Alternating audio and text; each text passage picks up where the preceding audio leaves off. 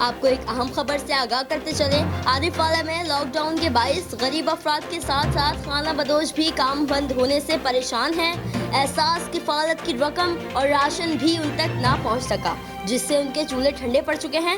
اس وقت ہمارے نمائندے صفدر حسین خانہ بدوش قبلے کے ساتھ موجود ہیں، مزید جانتے ہیں۔ جی صفدر، بتائے گا ان کا کیا کہنا ہے؟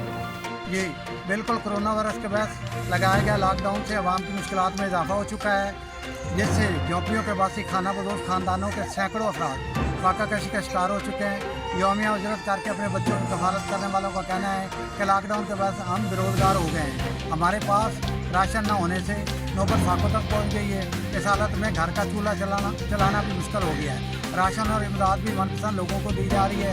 ہم لوگ جائیں تو کہاں جائیں؟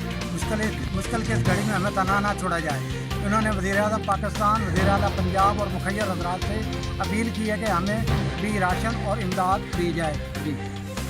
جی صفدر حسین، آپ ہمیں تفصیلات سے آگاہ کر رہے تھے، بہت شکریہ آپ کا۔